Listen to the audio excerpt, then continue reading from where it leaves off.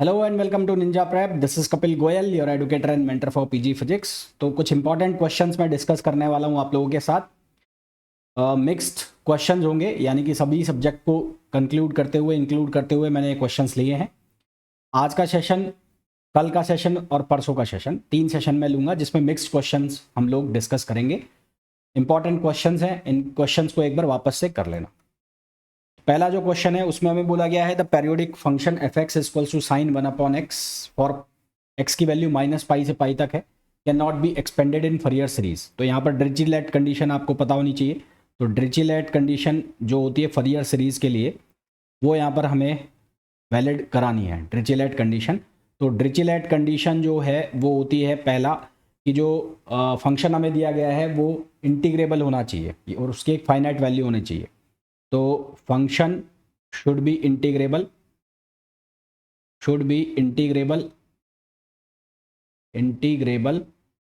and has finite value, और इसकी finite value होनी चाहिए।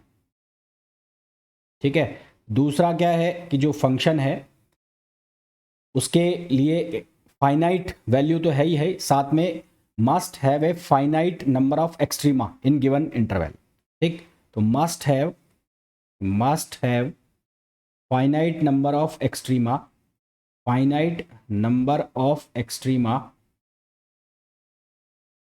in given interval।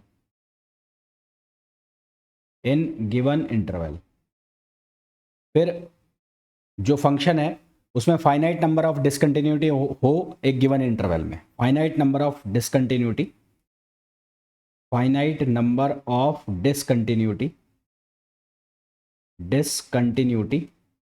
In given interval.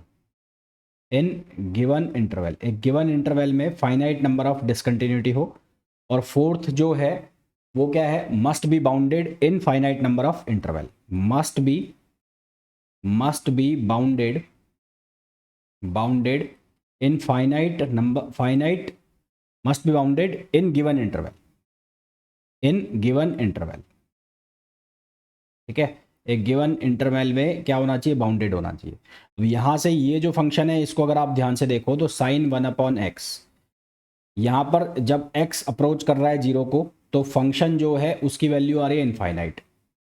उसकी वैल्यू क्या आ रही है, इनफाइनाइट आ रही है। और साइन की जो वैल्यू है -1 से 1 के बीच में क्या करती है, लाई करती है। तो बिटवीन -1 to -1, क्योंकि -1 से 1 के बीच में साई होता है, तो -1 to 1 function has infinite number of discontinuities.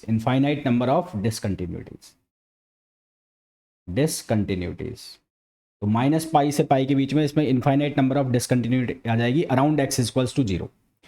और x इक्वल्स टू 0 जो है इसका सिंगुलर पॉइंट हो जाएगा। और हमने यहाँ पर पढ़ा है कि फाइनाइट डिसकंटिन्यूटी होनी चाहिए, यहाँ पर आ रही है इनफाइनाइट डिसकंटिन्यूटी। तो जो ये फंक्शन है एक्सपेंड नहीं होगा क्योंकि यहाँ पर इनफाइनाइट नंबर ऑफ डिसकंटिन्यूटी है। तो हमारे पास जो इसका आंसर है वो क्या आ जाएगा, ऑप्शन ए आ जाएगा। नेक्स्ट क्वेश्चन आ जाओ। इफ रॉन्सियन ऑफ सेकंड ऑर्डर, तो रॉन्सियन जो होता है वो होता है एक डिफरेंशियल इक्वेशन के लिए डिटर्मिनेट, और ये बताता है कि वो लीनियरली इंडिपेंडेंट होना चाहिए, यानी कि उसकी जो वैल्यू है वो 0 के बराबर नहीं आए तो वो लीनियरली इंडिपेंडेंट हो जाएगा। तो डिफरेंशियल इक्वेशन जो है वो नॉन जीरो है, इनहोमोजीनस है, सेकंड ऑर्डर इनहोमोजीनस है और नॉन जीरो है। तो both the solutions of homogeneous part of the differential equation, तो यहाँ पर इनहोमोजीनस है तो इनहोमोजीनस में लीनियरली डिपेंडेंट तो होगा नहीं। इनहोमोजीनस के केस में लीनियरली डिपेंडेंट नहीं होगा, उसके केस में क्या होगा, लीनियरली इंडिपेंडेंट होगा। तो हमारे पास आंसर क्या आ जाएगा, लीनियरली इंडिपेंडेंट। नेक्स्ट क्वेश्चन पे आइए। If we solve Legendre differential equation around x equals to 0 then the solution is valid for. तो लेजेंडरे डिफरेंशियल इक्वेशन जो होती है, सबसे पहले उसमें जो y" है उसका जो कॉफिशेंट है उसको 0 के बराबर करते हैं हम। तो उसका कॉफिशेंट होता है 1 - x², इसको हम 0 के बराबर करेंगे तो यहाँ से x इक्वल्स टू +-1 मिलेगा हमें। अब हम इसका निकालेंगे रेडियस ऑफ कन्वर्जेंस। तो रेडियस ऑफ कन्वर्जेंस इसकी हम निकालें तो रेडियस ऑफ कन्वर्जेंस क्या होता है कि जो हमारे पास इक्वेशन है उसमें सेंटर से और जो उसके मिनिमम पास दूरी पर जो पॉइंट्स हैं उनके जो डिस्टेंस है उसको हम रेडियस ऑफ कन्वर्जेंस कहते हैं। तो हमारे पास x इक्वल्स टू 0 है तो x इक्वल्स टू 0 से अगर आप x इक्वल्स टू प्लस 1 निकालोगे तो ये डिस्टेंस कितनी आएगी 1 माइनस 0 इक्वल्स टू 1। और इसी तरह से x इक्वल्स टू 0 से आप जाओगे x इक्वल्स टू -1 तो भी ये डिस्टेंस कितनी आएगी, ये डिस्टेंस आएगी 1। यानी कि यहाँ पर रेडियस ऑफ कन्वर्जेंस वो कितना हो गया, 1 हो गया। रेडियस ऑफ कन्वर्जेंस 1 हो गया तो इसका मतलब ये x इक्वल्स टू 0 जो है -1 से प्लस 1, -1 से 0 भी कितना आ रहा है 1, और 0 से 1 भी कितना आ रहा है 1।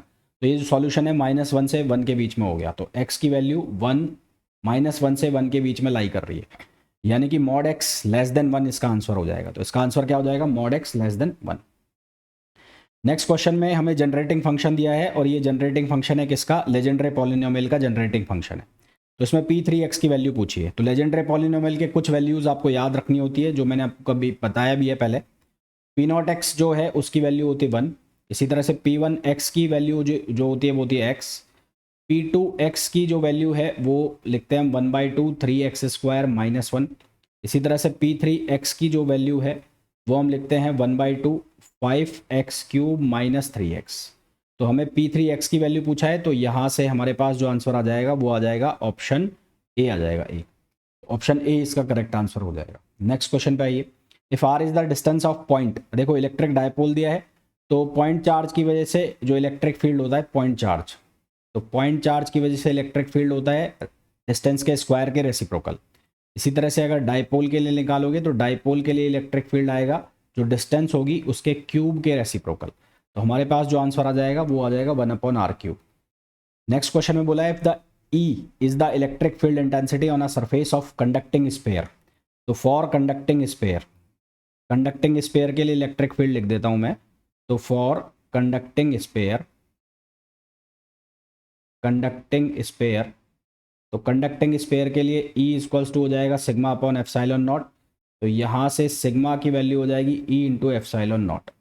तो आंसर हमारे पास आ जाएगा option A. Next, 2 positive charges are separated by a finite distance from each other. तो 2 पॉजिटिव चार्ज ले लो, मान लो एक है Q1 और एक है Q2 और ये दोनों एक दूसरे से d डिस्टेंस पर हैं। फिर हमें बोला if we want to put another charge Q in between 2 fix charge. तो इन दोनों के बीच में एक फिक्स चार्ज रख दिया Q, उसका प्लस चार्ज है माइनस चार्ज है हमें नहीं पता है। तो ये इक्विलिब्रियम में हो तो उसके लिए क्या कंडीशन हो, तो इक्विलिब्रियम का मतलब दोनों के ऊपर लगने वाले फोर्स की वैल्यू क्या हो जाए, सेम हो जाए। तो यहाँ से ये डिस्टेंस x, तो ये डिस्टेंस कितनी हो जाएगी d - x। तो F1 = F2, तो ये बनेगा k Q1Q अपॉन ये हो जाएगा x², और इसी तरह से यहाँ से हो जाएगा k Q2Q अपॉन ये हो जाएगा d - x²। इसको जब आप सॉल्व करोगे तो x की वैल्यू आएगी √Q1d अपॉन √Q1 + √Q2। तो आप यहाँ ध्यान से देखो जो x डिस्टेंस आई है ये Q से इंडिपेंडेंट है, यानी कि Q की वैल्यू पॉजिटिव है नेगेटिव है इसको इस बात से कोई लेना देना नहीं है, एक्सप्रेशन में Q आ ही नहीं रहा है। तो हमें ये पूछा है कि इक्विलिब्रियम में कब होगा, तो वेदर Q पॉजिटिव है या नेगेटिव है उस बात से कोई लेना देना ही नहीं है। तो हमारे पास जो आंसर आ जाएगा वो आ जाएगा सी। नेक्स्ट क्वेश्चन पे आइए। नेक्स्ट क्वेश्चन में बोला है a ring carries a linear charge density lambda. तो लीनियर चार्ज डेंसिटी लैम्बडा है और रिंग है, तो ये हो जाएगा Q अपॉन लेंथ कितनी हो जाएगी 2πr। तो यहाँ से चार्ज की वैल्यू हो जाएगी लैम्बडा × 2πr, ये चार्ज की वैल्यू हो गई। फिर हमें बोला है एंगुलर वेलोसिटी है omega, magnetic field at centre. तो रिंग के सेंटर पर मैग्नेटिक फील्ड जो होगा वो होगा μ0I/2r। तो आपको निकालना है I की वैल्यू, तो I की वैल्यू किसके बराबर होगी Q/T।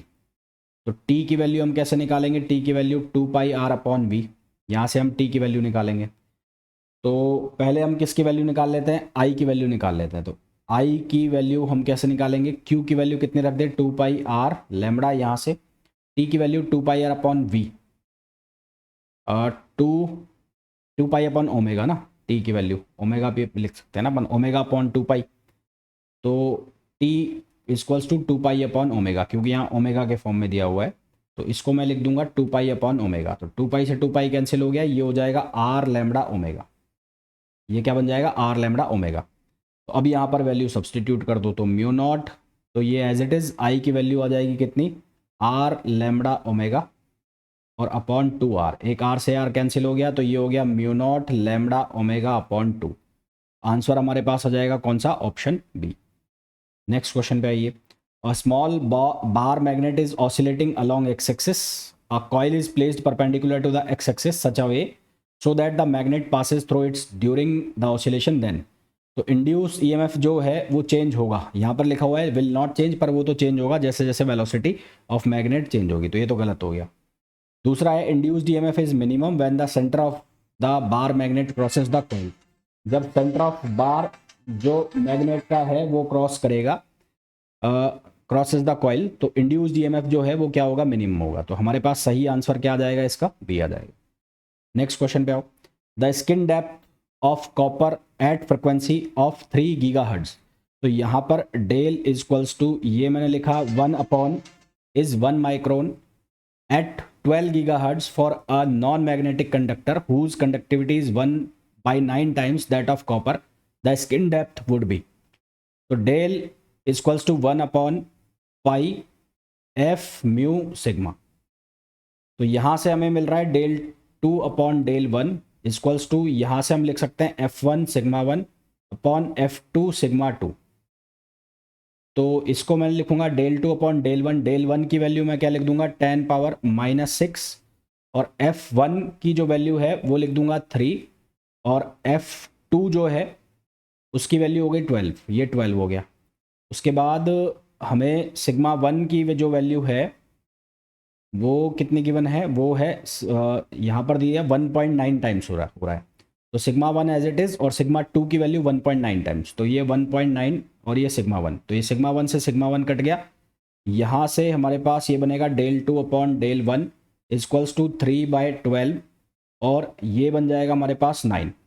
ठीक, तो इसको जब हम सॉल्व करेंगे तो हमारे पास जो आंसर आएगा ये आ जाएगा 4, तो ये आ जाएगा 3/2, और del 2 upon del 1 equals to हो जाएगा 1.5, तो आंसर जो हमारे पास आ जाएगा वो 1.5 माइक्रोन आ जाएगा। नेक्स्ट क्वेश्चन में हमें बोला है rectangular air field wave guide has cross section 4 centimetre into 10 centimetre, the minimum frequency, तो मिनिमम फ्रिक्वेंसी CMN का फॉर्मूला C/2 अंडर रूट, ये हो जाएगा M upon A square plus N upon B square, ये हो जाएगा। अब A की वैल्यू हो गई कितनी, 10 सेंटीमीटर, 4, और B की वैल्यू आप 4 सेंटीमीटर ले लो, या A की वैल्यू को मैं लिख देता हूँ कितना, 4 सेंटीमीटर, और B की वैल्यू को लिख देता हूँ मैं 10 सेंटीमीटर। तो मिनिमम फ्रिक्वेंसी जो आएगी वो TE10 मोड में आएगी, तो for minimum frequency which can propagate the waveguide, तो फॉर मिनिमम फ्रिक्वेंसी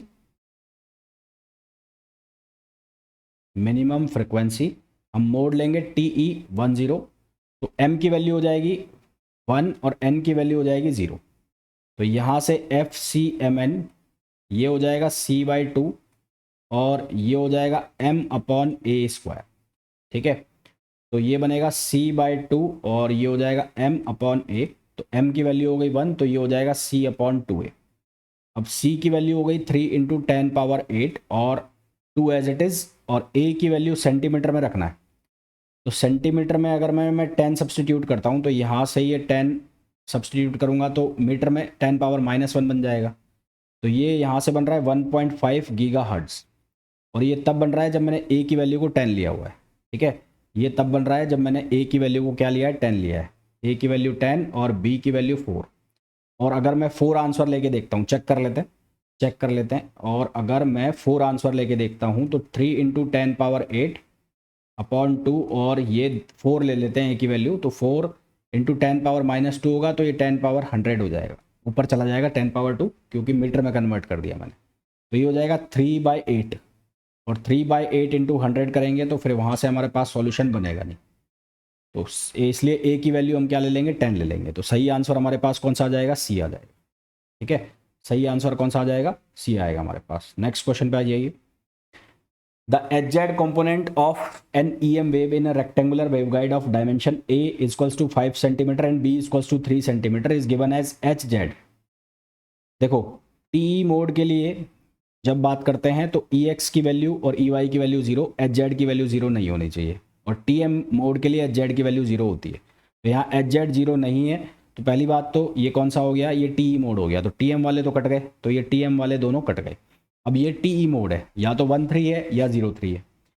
तो उसको कैसे चेक किया जाए, तो उसके लिए यहाँ पर कॉस 100 पाई वाई दिया हुआ है। तो 100 पाई वाई का मतलब ये हो गया कॉस 100 पाई वाई, जिसको स्टैंडर्ड में हम देखें तो कैसे लिखा होता है, ये लिखा होता है कॉस और पाई एन वाई अपॉन बी। तो पाई एन वाई अपॉन बी को हम इक्वल कर देंगे 100 पाई वाई के।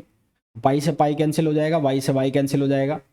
यहाँ बी की जो वैल्यू है वो हमारे पास है 3 सेंटीमीटर, तो इसको सब्सटीट्यूट करेंगे तो एन की वैल्यू 3 आ जाएगी। तो एम एन होता है, तो एन की वैल्यू 3 आ गई। अब हमें वैल्यू निकालनी है किसकी, एम की। तो एम की वैल्यू हम कैसे निकालें, एम की वैल्यू के लिए ये वाला लो, तो यहाँ पर साइन, इसको स्टैंडर्ड फॉर्म में लिखें तो इसको स्टैंडर्ड फॉर्म में लिखो तो sine omega T minus beta Z. तो इसको और इसको कंपेयर करोगे तो बीटा की वैल्यू जो आ रही है वो आ रही है 53 पाई। बीटा की वैल्यू आ रही है 53 पाई और ओमेगा की वैल्यू 2.4 पाई। अब हमारे पास एक रिलेशन होता है, वो रिलेशन आपको यूज़ करना है। कौन सा relation, beta square equals to omega square upon C square minus minus ये होता है M pi upon A square और minus N pi upon B square. यहाँ पर हमें वैल्यू डालनी है और किसकी वैल्यू निकालनी है, एम की वैल्यू निकालनी है। तो यहाँ से जब हम सॉल्व करेंगे तो एम की वैल्यू हमें मिलेगी 1 और एम की वैल्यू 1 मिलेगी, तो हमारे पास जो आंसर आ जाएगा वो आ जाएगा TE13। ठीक है, कौन सा आंसर आ जाएगा, TE13। Next question, uniform plane wave travelling in free space is incident normally on infinite thick dielectric of dielectric constant epsilon r 16। The magnitude of reflection constant, तो रिफ्लेक्शन कांस्टेंट का magnitude निकालना है, इसको हम लिखेंगे n2 minus n1 upon n2 plus n1। तो magnitude निकालना है तो मैग्नीट्यूड ऐसे निकलेगा। अब n1 की वैल्यू हम लिख लेते हैं n0 और n2 जो है वो किसके बराबर हो जाएगा, n0 अपॉन एप्सिलॉन r। और एप्सिलॉन r की वैल्यू है 16, तो ये हो जाएगा 16, ये हो जाएगा n0 अपॉन 4। तो r की वैल्यू कितनी हो जाएगी, n0 upon 4 minus n0 upon 4 plus n0। इसको जब हम सॉल्व करेंगे तो ये आंसर आएगा हमारे पास 0.6, जो कि आंसर हो जाएगा कौन सा, ऑप्शन ए। तो ऑप्शन ए इसका करेक्ट आंसर हो जाएगा। नेक्स्ट क्वेश्चन में, फॉर परफेक्ट कंडक्टर, तो परफेक्ट कंडक्टर के लिए फेज डिफरेंस इलेक्ट्रिक और मैग्नेटिक फील्ड में कितना होता है, 0 होता है। तो आंसर हमारे पास क्या आएगा, 0 आएगा। फिर हमें पूछा है विच of the following is an allowed electric dipole transition. तो इलेक्ट्रिक डायपोल ट्रांजिशन के लिए सिलेक्शन रूल जो है, इसके लिए अगर मैं सिलेक्शन रूल लिखूं इसके लिए, तो इसका सिलेक्शन रूल क्या होता है, delta L equals to plus minus 1, delta M की वैल्यू 0 से प्लस माइनस 1, ये वैल्यू होनी चाहिए। पहला आप देखो यहाँ एस से एस में जा रहा है, एस से एस में जा रहा है तो डेल्टा एल की वैल्यू 0 हो गई, तो इसका मतलब ये तो है नहीं। फिर दूसरा देखो पी से डी में जा रहा है, तो पी से डी में जा रहा है तो डेल्टा एल की वैल्यू होगी 1, ये ठीक है। और एम की वैल्यू निकालनी, तो एम की वैल्यू हम कैसे निकालेंगे, एम की वैल्यू एल की वैल्यू के लिए है ना, तो यहाँ से डेल्टा एम की वैल्यू भी आएगी। तो यहाँ पर ट्रांजिशन हो रहा है, साथ में आप वो भी चेक कर लो डेल्टा जे, तो डेल्टा जे की वैल्यू 0 और कितनी होनी चाहिए, प्लस माइनस 1। तो 0 कब अलाउड है, 0 allowed when initial J is not 0। ठीक है, और अगर इनिशियल और फाइनल दोनों 0 हैं तो फिर जे भी अलाउड नहीं है। तो उसके पहले आप ये चेक कर लो, यहाँ पर जे की वैल्यू 0 है, यहाँ पर भी जे की वैल्यू 0 है, तो ये अलाउड नहीं है। इसी तरह से यहाँ देखो तो डी से पी में जा रहा है, डी से पी में जा रहा है, और इसका अगर आप जे वैल्यू चेक करो तो जे वैल्यू इसकी आएगी, जे डेल्टा जे जो वैल्यू बनेगी वो बनेगी 5/2 माइनस 1/2, तो ये बनेगा 4/2, तो ये बनेगा 2, तो ये भी अलाउड नहीं है। होगा तो अलाउड ये, तो delta L equals to plus minus 1 बनेगा। इसी तरह से डेल्टा एम की वैल्यू भी यहाँ पर 0 प्लस माइनस 1 बनेगी, और डेल्टा जे भी यहाँ पर क्या बन रहा है, प्लस माइनस 1 बन रहा है। तो इसका मतलब इलेक्ट्रिक डायपोल ट्रांजिशन जो है वो किस में हो रहा है, बी में हो रहा है। और एक और चीज़ चेक कर लो यहाँ पर कि जो एस मतलब डेल्टा एस, जो स्पिन हमारे पास एंगुलर मोमेंटम है वो क्या होना चाहिए, 0 होना चाहिए। तो डेल्टा एस भी चेक कर लो, तो डेल्टा एस भी हमारे पास 0 होना चाहिए, जो कहाँ पर हो रहा है, यहाँ पर हो रहा है। अदरवाइज इस वाले में देखोगे तो यहाँ पर भी 0 हो रहा है, पर डेल्टा जे यहाँ पर सेटिस्फाई नहीं हो रहा है। नेक्स्ट क्वेश्चन पे आ जाओ। The ground state of an atom is 2s 1/2, the energy difference between the split states in the presence of weak magnetic field. तो इसके लिए सबसे पहले 2s 1/2 का लेंडे फैक्टर निकाल लो। तो g इक्वल्स टू होता है 1 प्लस l+1 j+1, सॉरी, ये होता है j+1 प्लस s+1 और माइनस l+1 अपॉन ये होता है 2j और j+1। अब यहाँ ध्यान से देखो तो j की वैल्यू है 1/2, ठीक है, और s की वैल्यू भी कैसे निकालोगे, 2s+1 से निकाल लोगे। तो 2s+1 इक्वल्स टू कितना दिया हुआ है हमें, 2 दिया हुआ है। तो यहाँ से सॉल्व करेंगे तो s की वैल्यू 1/2 आ जाएगी और s के लिए l की वैल्यू 0 है। तो यहाँ से j+1 की जो वैल्यू बनेगी वो बनेगी 3/4। इसी तरह से s+1 की जो वैल्यू बनेगी वो 3/4 और l+1 की जो वैल्यू बनेगी वो बनेगी 0। तो जब ये वैल्यू सब्सटीट्यूट करेंगे तो यहाँ से जो g है उस g की वैल्यू बन के आएगी कितनी, 2। तो g की वैल्यू आ गई 2 और m की वैल्यू निकाल लो। तो m की वैल्यू कैसे निकालेंगे, j की वैल्यू हमारे पास है तो mj इक्वल्स टू कितना आएगा, -1/2 2 + 1/2, दो वैल्यू आ जाएंगी। अब हमारे पास जो फॉर्मूला होता है E का, वो फॉर्मूला क्या होता है, वो फॉर्मूला होता है μb p g और mj। तो पहले निकाल लो E1 के लिए। तो E1 के लिए निकालोगे तो एक बार +1 और एक बार -1, तो माइनस म्यू बी और g की वैल्यू आपने रखी 1/2 और जो mj की वैल्यू 1/2 माइनस का और एक बार ये वैल्यू 2, तो ये हमारे पास आ गया -μb और b। इसी तरह से फिर आप निकाल लो E2 निकालोगे तो वो बन जाएगा μb b और 1/2 और इंटू 2, तो ये हो जाएगा μb और b। अब आपको निकालना है चेंज, तो डेल्टा E इक्वल्स टू कितना आ जाएगा, E2 माइनस E1, तो ये कितना हो जाएगा, μb माइनस माइनस हो जाएगा प्लस μb और b। तो डेल्टा E की वैल्यू हो जाएगी कितनी, 2 μb b। तो ये आंसर आ जाएगा हमारे पास, जो कि हो जाएगा ऑप्शन डी। ठीक है, तो डी इसका आंसर आ जाएगा। नेक्स्ट क्वेश्चन पे आ जाओ। For diatomic molecule the energy difference between rotational level j and j+1। तो हमारे पास रोटेशनल का जो फॉर्मूला होता है वो होता है E equals to delta E equals to bj और j+1। तो हम एक बार वैल्यू निकाल लेंगे EJ की। तो EJ की वैल्यू क्या होगी, bj और j+1, और फिर हम निकालेंगे EJ+1 की।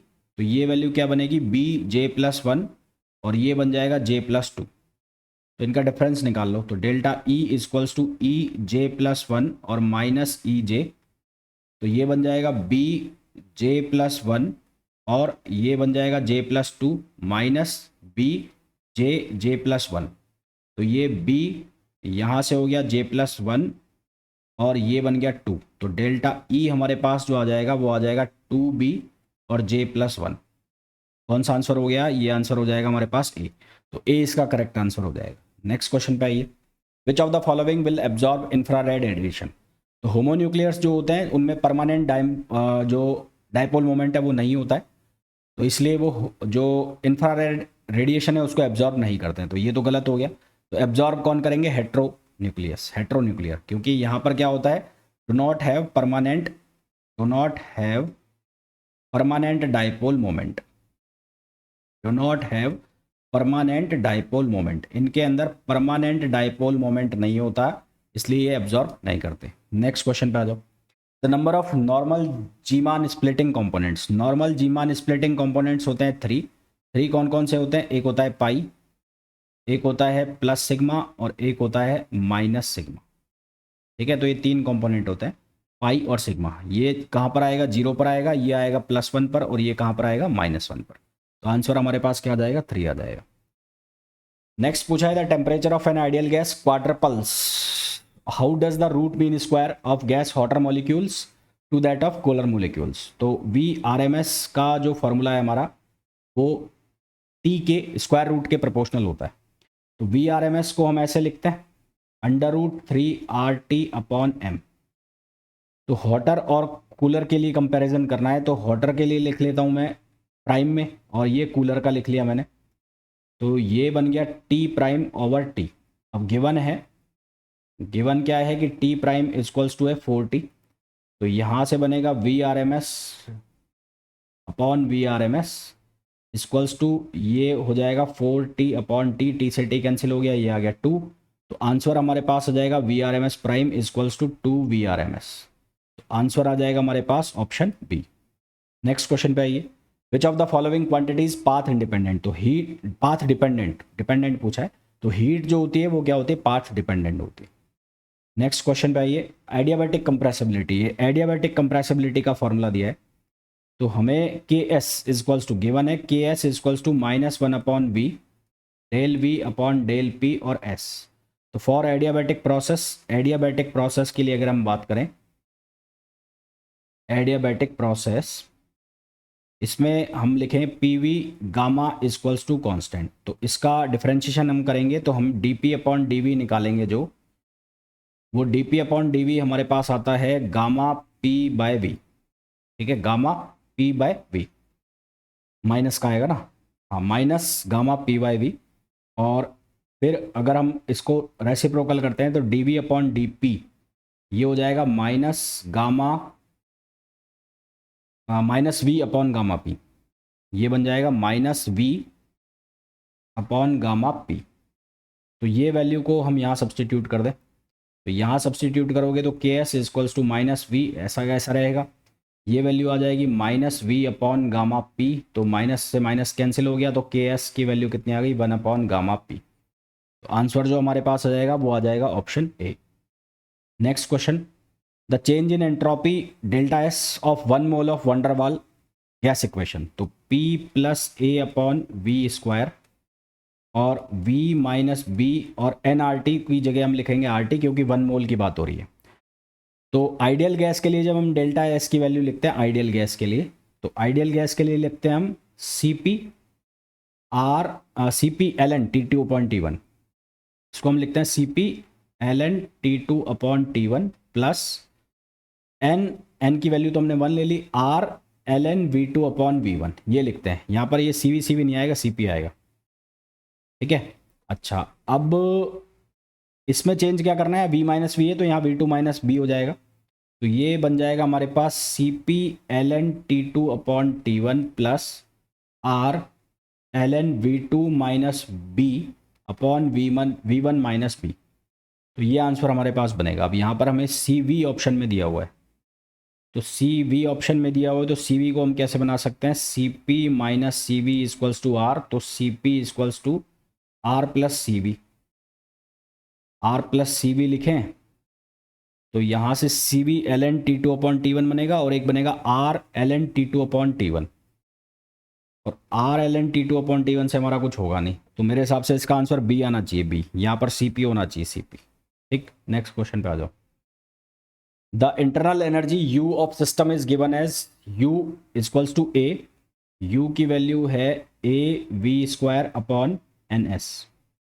यू की वैल्यू है वी एन एस, ये डिनोट कर रहे हैं वॉल्यूम को, नंबर ऑफ एंट्रोपी को डिनोट कर रहे हैं, एंट्रोपी को डिनोट कर रहा है। Temperature and pressure of system are equals to, तो टेम्परेचर जो है वो हम कैसे निकालेंगे, del U upon del S, T D S relation से हम निकाल रहे हैं, है ना। Del U equals to T equals to D U upon D S, और वॉल्यूम को कांस्टेंट कर देते हैं, तो ये हमारे पास बन जाएगा।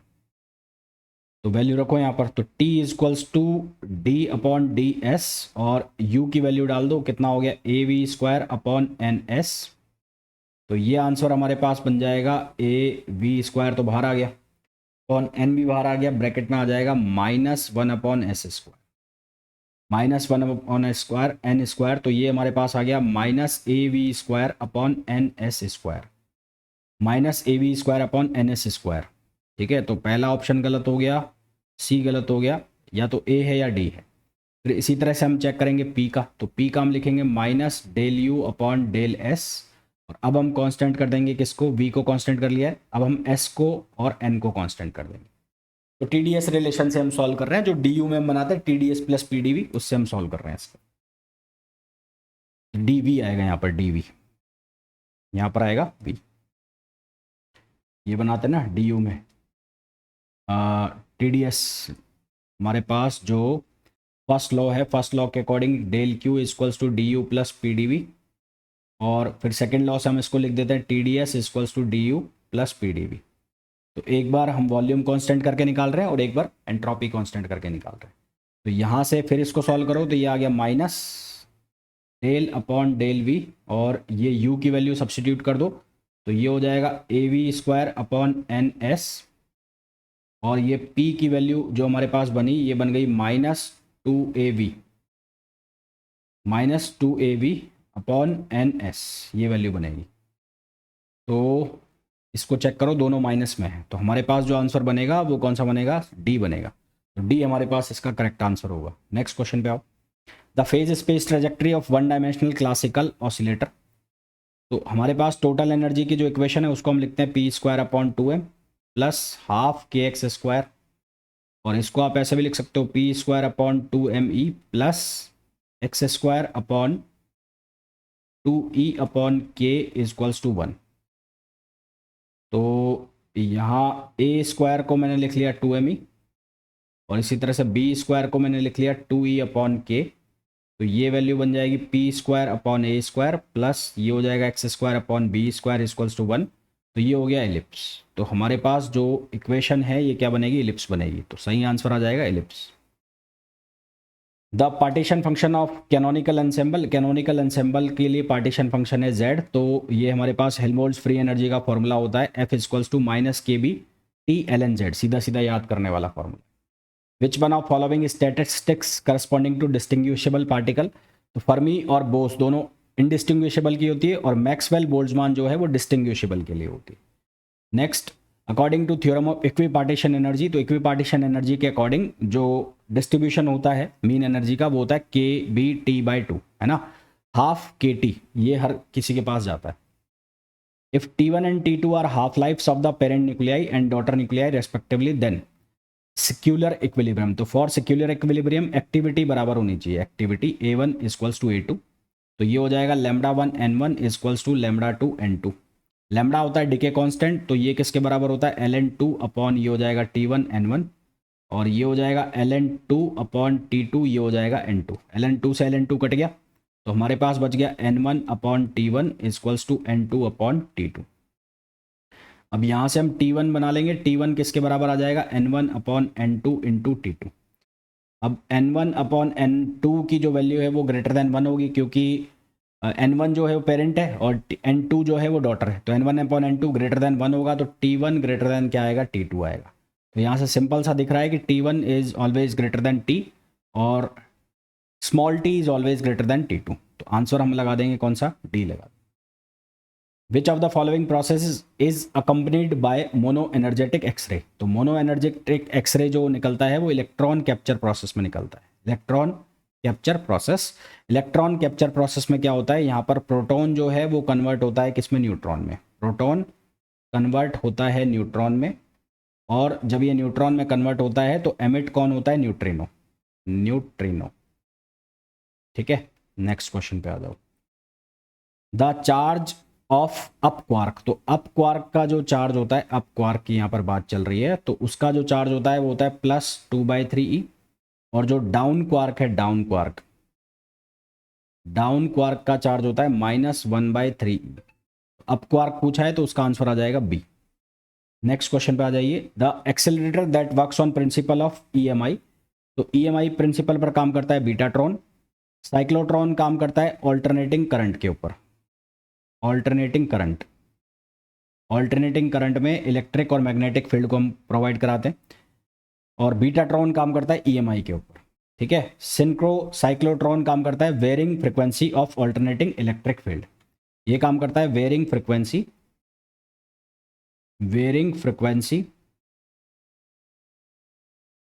Of alternating electric field,